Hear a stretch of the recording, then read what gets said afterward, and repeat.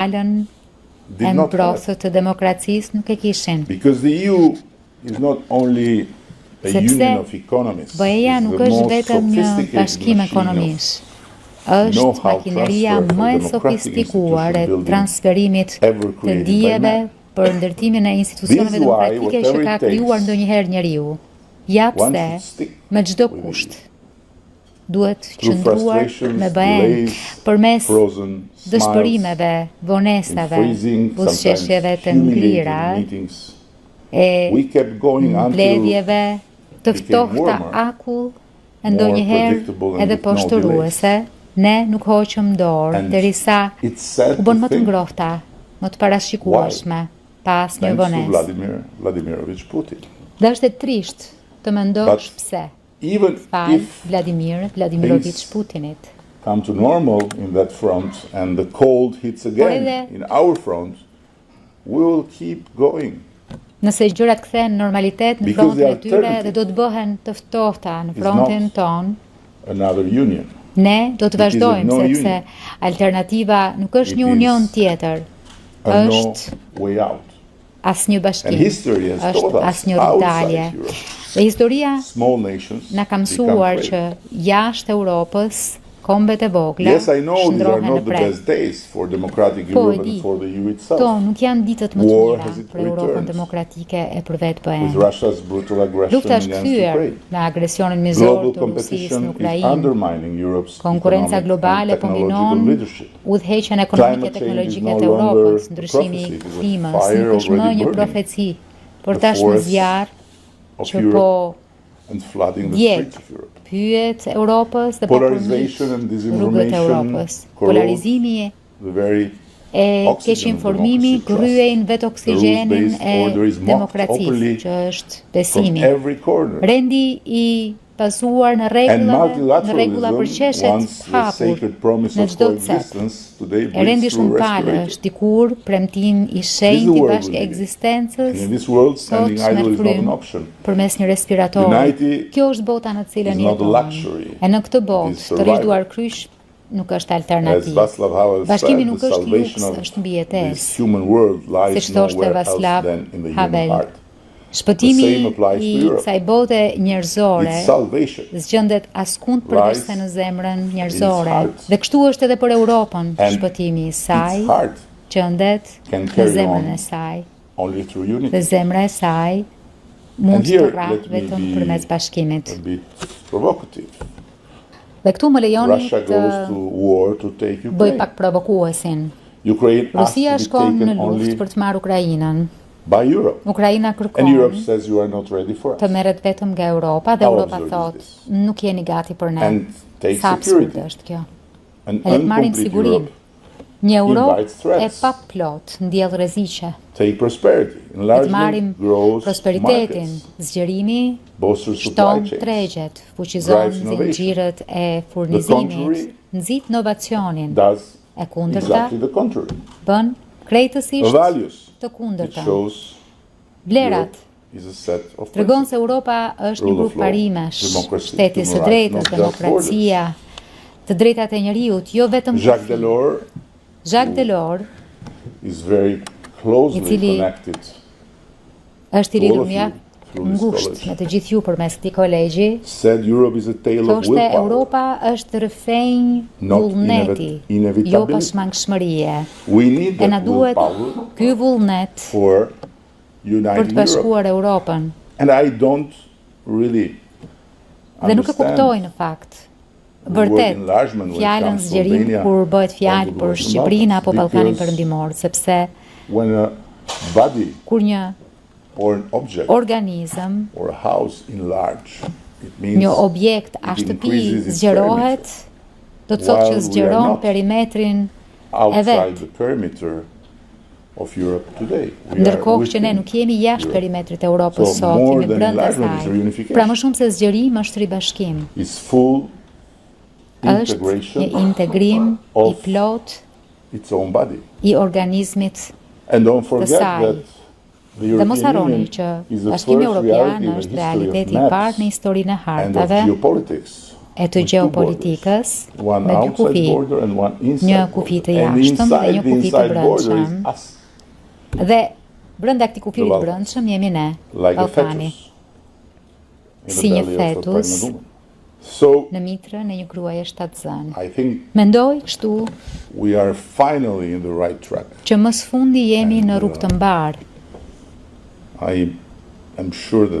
Dhe jam i sigurt që tani Federica është më e lehtësuar, sepse la Brukselin me një premtim të brendshëm për të mos u kthyer kurrë dhe erdhi në Brush për të gjetur streh në sytë e zemrat e një brezi të ri. Por jam i sigurt që kur nisi punën dhe pa studentët e parë që takoi, ndjeu keqardhje për ta, duke menduar, o Zot, ju nuk dini asgjë se çështjeta atje jashtë për këdo që ëndërron të bëj diçka në Bruksel. Por gjërat kanë ndryshuar, por Europa, Bashkimi Europian, janë dy fjalë të lidhura me një, që është paqja. Dhe paqja ka qenë arsyeja e lindjes së tij, paqja ka qenë arsyeja e ekzistencës së tij, e paqja duhet të jetë arsyeja e së ardhmes së tij. Si mund ta lëm këtë krijesë të mahnitshme, ndërtuar si një projekt paqeje, të kthehet në një makineri lufte? Një plan paqeje europian mungon, dukshëm, dhe është krejt dëshpëruese të shohësh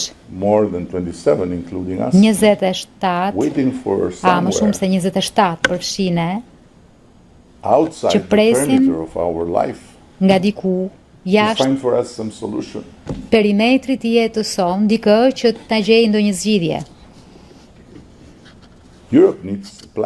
Europa ka nevojë për një plan. Duhet të ofrojë garanci sigurie për Ukrainën, të projektojë një rrugë të qartë për ribashkimin e plotë të Europës, e po kështu të mbajë derën hapur për një përfshirje më tej të Rusisë në një vizion të gjerë për stabilitet, ndërsa forcon ndikimin global të Europës, duke u pozicionuar si një forcë qendrore për diplomacinë, bashkëpunimin e ndërtimin e paqes në skenën botërore. Tani më lini t'ju afroj më pranë shtëpisë. 30 vjet më parë, Shqipëria ishte papatingoja e harruar e kontinentit, e kyçur e izoluar, e shpërfillur. Sot Shqipëria është këtu. E ka ardhur pasi ka çelur edhe 4 kapituj të tjerë për 11 muaj. Kemi çelur praktikisht 28 të tillë dhe kanë mbetur edhe 5 të tjerë për tu hapur me shpresë brenda këtij viti, që është një rekord. Kur vjen fjala për ritmin e integrimit të vendeve. Është një shpejtësi që befason edhe priftërinjtë e arqipeshkët e Brukselit. Dhe më besoni që të befasosh priftërinjtë në Bruksel është edhe më vështirë se të befasosh Perëndin. Kështu që ne kemi rindërtuar gjyqësorin ton përmes një procesi rivlerësimi tejet rrënjësor, diçka që nuk është provuar kurrë më parë në Europë. Kemi harmonizuar ekonominë tonë me tregun e përbashkët, kemi përqafuar agjendën e qepër, kemi modernizuar transportin e infrastrukturën digjitale. Këto ditë të fundit, komisionerja Marta Kos po përmend kudo barometrin e BE-s për nivelin se sa vendet e Ballkanit mbështesin BE-n dhe zgjerimin. Dhe në fakt, për habi të gjithkujt, që e dëgjojnë, mbështetja e Shqipërisë është 92%. Megjithatë i thash, dëgjoj, kështu ka qenë edhe për perandorinë osmane, 92%, edhe për perandorinë sovjetike, 92%. Ne u jemi besnik perandorive. Dhe ju rim besnik edhe miqësive. Kështu që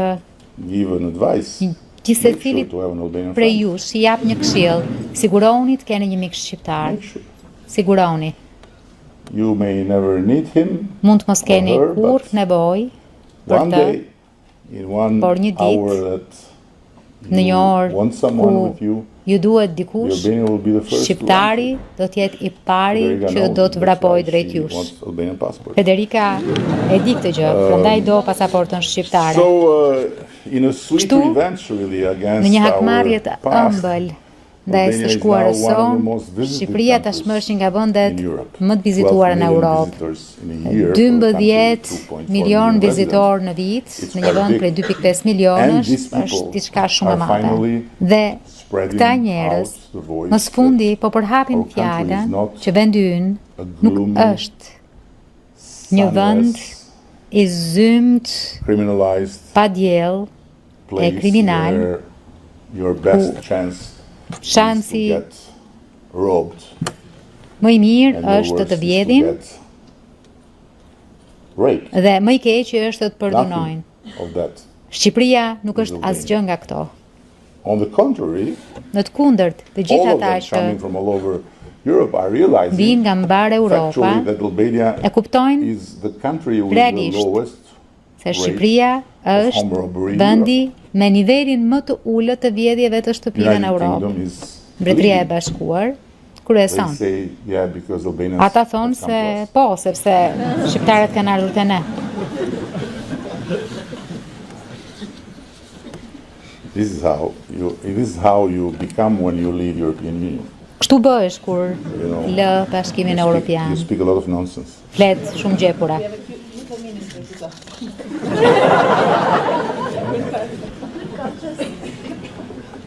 Take some chamomile before listening to him to not get merr pa chamomile para se sa ta dëgjosh që të mos të zë depresionin. Kështu që nëse nuk jeni një prej atyre që keni ardhur, ju lutem ejeni. Do të shihni vetë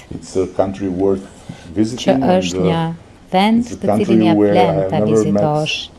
Një vend ku ende s'kam takuar ndonjë që të ketë ardhur e të mos ketë dashur të kthehet. Madje edhe ambasadorët e vendeve të EE-s që largohen për misione të tjera e kanë ëndër të kthehen. Ky është fakt. Dhe një prej tyre ishte dhe ambasadori danez që bëri kërkesë të vinte në Shqipëri përmes PS, ndërsa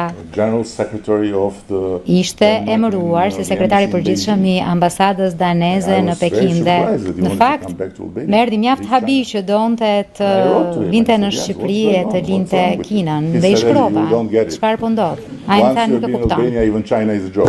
Nëse ke qenë një herë në Shqipëri edhe Kina të duket një shaka. Është e vërtet. I'm just crossing some of the usual. Kaloj disa nga ato gjërat që ambasadori më ka shkruar që tua tregoj ju, po ju nuk keni nevojë për to. Si për shembull Shqipëria është e përkushtuar ndaj procesit. Një gjë është e sigurt që ne vërtet jemi të përkushtuar. Dhe Federica më mësonte se ky ishte një proces bazuar në meritë. E gjithkush e përsërit këtë proces bazuar në meritë, kurse unë besoj që ky është procesi bazuar në martesë. Ndaj duhet shumë punë për të pasur një kontratë që është shumë e qartë.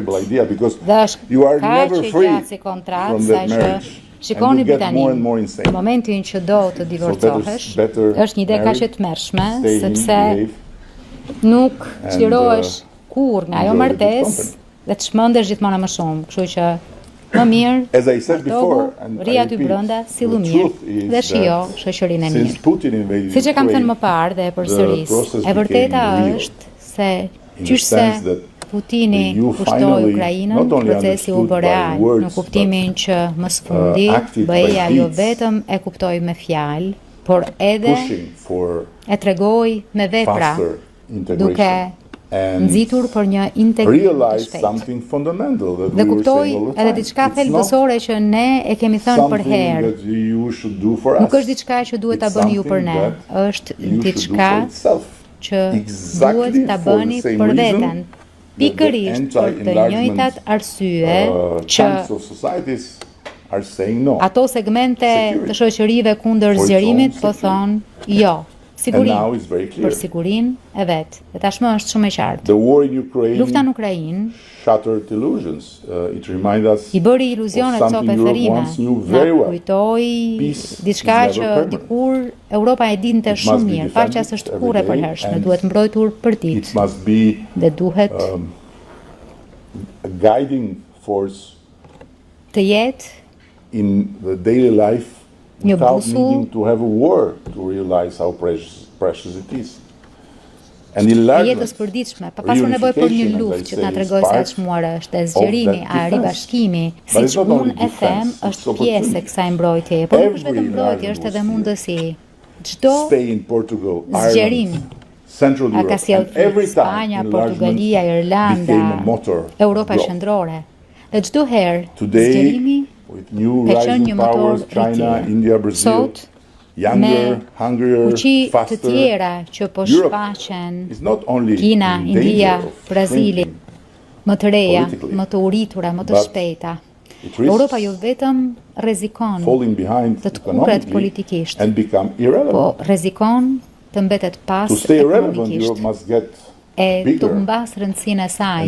Për të ruajtur rëndësinë e saj, Europa duhet bëhet më e madhe, e më kohezive, dhe duhet të mendoj në termat e një tregu që bën bashkë të gjitha vendet demokratike të Europës, që janë pjesë e Këshillit Politik Evropian, çka e bën atë një forcë mjaft të madhe zhvillimi e ndryshimit. Mësimet janë shumë të qarta. Çështja është, a do të merren seriozisht? Vonesa është e rrezikshme, shumë e rrezikshme. Dëgjova sërish Mario Draghin që përsëriste këtë me mjaft forcë. Paqartësia mbjell dëshpërim dhe dëshpërimi shkon deri tek ai qytetari mesatari zakonshëm. Dëshpërimi mbjell nacionalizmi përhapet kudo. Në Ballkan ne jemi në një pozitë shumë të mirë, por tashmë jemi shumë të shqetësuar për ballkanizimin e Europës. Për ta përmbyllur, do të sjell këtu një tjetër europian shumë të madh, Helmut Kohlin, I cili dikur tha: Europa do të jetë ardhmja jonë, ose nuk do të jetë më. Kjo mbetet e vërtetë. Dhe që Europa të vazhdojë të jetë Europë, ribashkimi dhe zgjerimi duhet të jetë një domosdoshmëri, e rritja e paqja duhet të jenë krahët që kur të mos mbyllemi më, por që të rrimë gjithnjë më lart, në të kundërt nuk do të ketë më Europë. Dhe çdo hap përpara, na thot historia e BE-s, ka ardhur në momente rreziku, nga Çeliku e Qymyri, nga Roma, nga tregu I përbashkët, nga euroja, nga Big Bangu I zgjerimit. Sot, armiku ynë më I madh është fragmentarizimi në një botë teje të rehatshme. E përgjigjja jonë më e mirë është bashkimi, me qëllim, solidaritet, e bindjen e patundur se paqja është ajo për të cilën duhet të punojmë në këtë kënd të botës, jo lufta. Ndaj le të ndërtojmë një Europë të fortë, siç është në ëndrat tuaja, dhe të patrëngur nga fati i saj. Lajmi i mirë është që Shqipëria është gati. Europa duhet i përgjigjet thirrjes dhe të gjithë së bashku duhet ta bëjmë që të ngrihet në nivelin e sfidës, pa harruar kurrë për paqe, për begati, për siguri që nën kupton për të ardhmen e saj. Faleminderit shumë.